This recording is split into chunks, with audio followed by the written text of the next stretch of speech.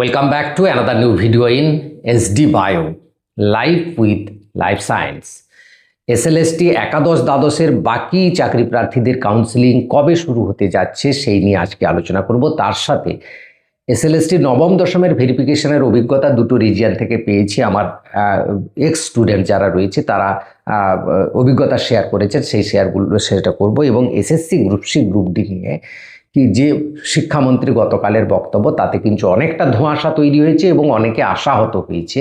তাহলে কি রেজাল্ট খুব পিছিয়ে যাবে, কবে নাগাদ রেজাল্ট বেরোতে পারে তার একটা হিসেব দেওয়ার চেষ্টা করব। এবং ভেরিফিকেশন সম্পর্কে ডিটেলসে আজকে আলোচনা করব, যেমন কি কি অর্ডারে সাজাতে হবে, কটা টেবিল থাকছে, কোন কোন ডকুমেন্টসগুলোর উপর জোর দিচ্ছে, কোনগুলো ভালো করে দেখছে, বা ইউজিসি বোনাফাইড সার্টিফিকেট বা provisional certificate, NCT order copy, revalidation বা ওল্ড কাস্ট সার্টিফিকেট, এবং কি কি কারণে বাদ যেতে পারে। কারণ তারা বলছে যে অনেকে বাদ যাওয়ার আশঙ্কা করছে, তাদের মধ্যে ভেরিফিকেশনের পর যে আলোচনাটা বেরিয়ে এসছে সেটাও আমার শেয়ার করেছে। সেই সম্পর্কে আজকে ডিটেলসে আলোচনা করব, যাতে পরবর্তীতে যারা ভেরিফিকেশনে যাবে তাদের কোনো সমস্যা না হয়, এই হচ্ছে আমার উদ্দেশ্য। তাই ভিডিওটা শেষ পর্যন্ত থেকে ভালো লাগলে লাইক করে বন্ধুদের শেয়ার করে দিও, চ্যানেলে নতুন হলে চ্যানেলটা সাবস্ক্রাইব করে দিও।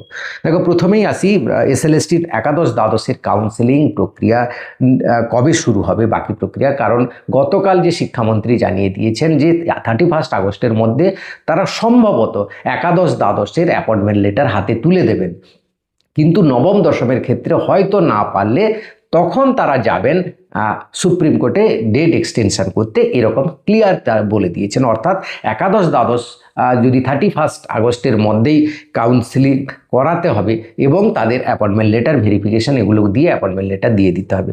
অর্থাৎ আগস্ট মাসের কিন্তু সেকেন্ড উইকের মধ্যেই বেরোবে না, সেকেন্ড উইকের ভেতরেই কিন্তু কাউন্সেলিং বাকি প্রক্রিয়াগুলো শুরু হবে। কারণ একাদশ দ্বাদশের বর্তমান পিভিআর এবং মেডিকেল ভেরিফিকেশান চলছে, যাদের কাউন্সেলিং হয়ে গেছে। এবার নবম দশমের বলেছেন চেষ্টা করবে ওনারা 31 আগস্টের মধ্যে, কিন্তু প্র্যাকটিক্যালি দেখতে গেলে নবম দশমের চেষ্টা করলেও সম্ভব নয় এবং সুপ্রিম কোর্ট থেকে সময় চাইতে পারবে, নেবেন। কিন্তু সেটা ডিসেম্বর পর্যন্ত হয়তো এত দূর গড়াবে না। আগেই আমি বলেছিলাম সেটা সেপ্টেম্বর অক্টোবর নভেম্বরের মধ্যেই শেষ করবেন, এবং তারপরে একটা নতুন নোটিফিকেশনের ব্যাপারও রয়েছে।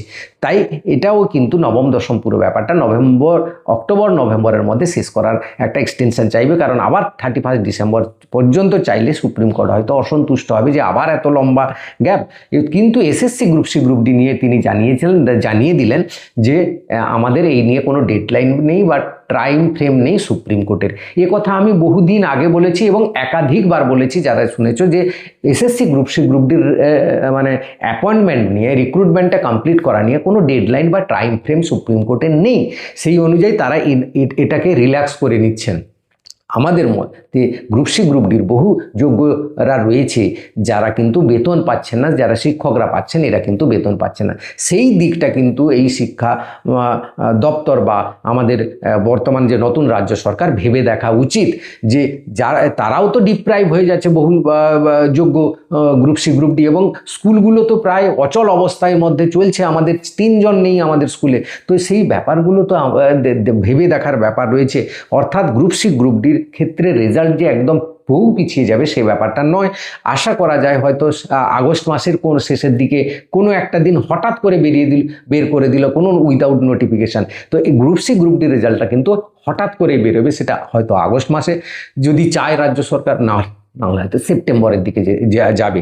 তবে আমার মনে হয় গ্রুপ সি গ্রুপ ডি নিয়ে একটা আন্দোলন বা একটা সংগঠনের ডেপুটেশন দেওয়ার দরকার রয়েছে, দিলে হয়তো। কারণ দেখা গেছে যখনই কোনো চাপ হয়, দেখো এই এসএলএসটি নিয়ে বারবার চাপ দেওয়া হচ্ছিল, যোগ্য শিক্ষকরা দিচ্ছিল বলে এটা নিয়ে কিন্তু একটা প্রসেস শুরু হলো। কিন্তু SSC group C group D নিয়ে সেরকম একটা চাপের দরকার রয়েছে।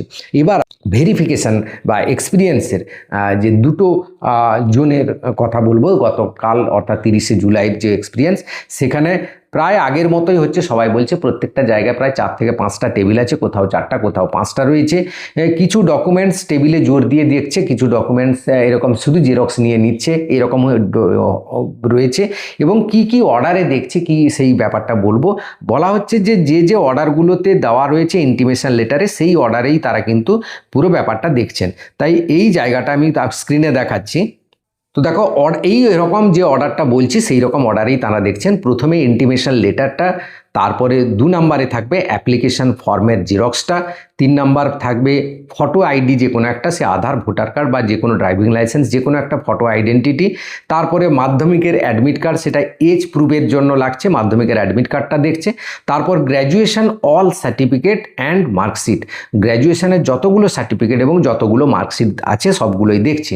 কিছু টেবিলের অভিজ্ঞতা বলছে, নর্দার্ন জোনের একটা অভিজ্ঞতা হচ্ছে শুধু ফাইনাল গ্র্যাজুয়েশনের শুধু ফাইনাল ইয়ারটা দেখলো, বাকিগুলোর শুধু জেরক্স নিয়ে নিল এবং ফাইনাল ইয়ারটা দেখার পর সেখানে মার্কস হিসেব করছে এবং গ্র্যাজুয়েশনের প্রত্যেকটা এবং মাস্টারের প্রত্যেকটা মার্কশিটের মার্কস হিসেব করে তুমি যে পার্সেন্টেজটা দিয়েছো মার্কসের সেইটা কারেকশান করছে।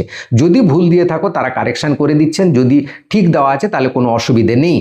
এবার দেখো তারপরের নাম্বার 6 নম্বরে যেটা রাখছে মাস্টার ডিগ্রির মার্কশিট অ্যান্ড অল সার্টিফিকেট, অর্থাৎ মাস্টার ডিগ্রির মার্কশিট এবং সার্টিফিকেট লাগবে সমস্ত, পার্ট 1 পার্ট 2 বা যেরকম যার রয়েছে সেমিস্টারে সেই রকম।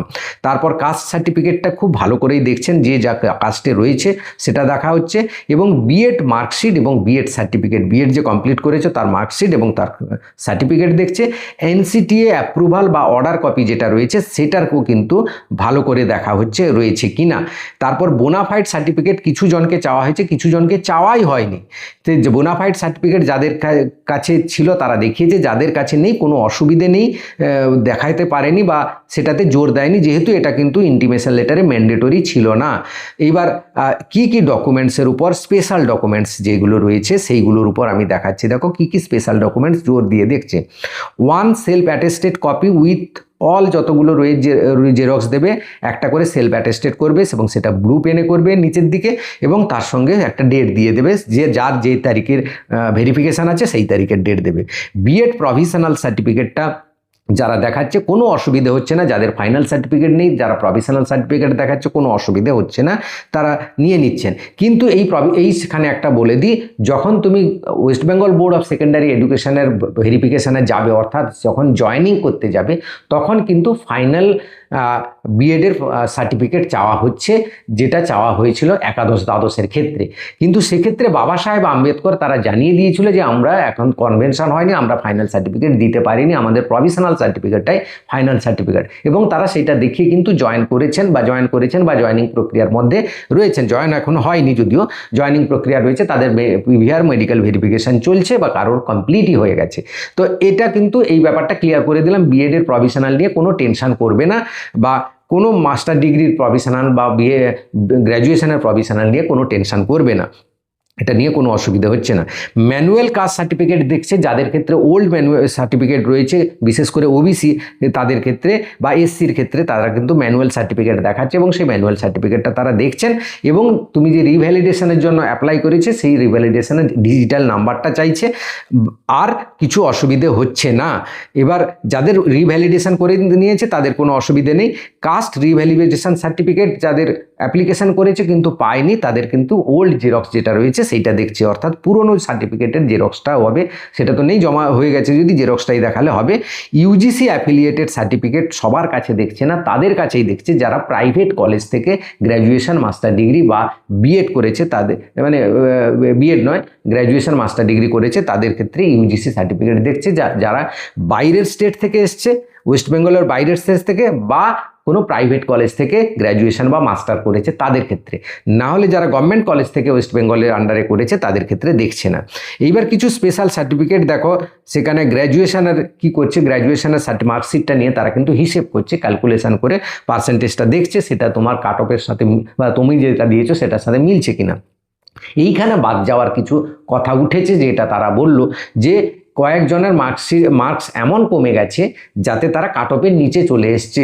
যদি কাট অফের নিচে চলে আসে, যদি সেই কাট অফের নিচে চলে আসে তাহলে তো বাদই হয়ে যাচ্ছে, এই লিস্ট থেকে সে চলে যাবে ওয়েটিংয়ে। যদি মার্কসটা কমে যাচ্ছে তাতে তার কিন্তু কিছু জনের কাট অফের নিচে যায়নি, কিন্তু তার র্যাঙ্ক কমে গেছে, তো এটাতে বাদ চলে যাবে না।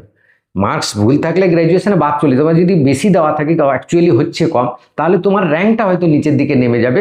সেটা কতটা নিচে নামবে সেটা ডিপেন্ড করছে কতটা ভুল তুমি বেশি বা দিয়ে রেখেছো বা কম দিয়ে রেখেছো, সেটার উপর ডিপেন্ড করছে। তাহলে সেই ভুলটা থাকলে কিন্তু অসুবিধা হচ্ছে।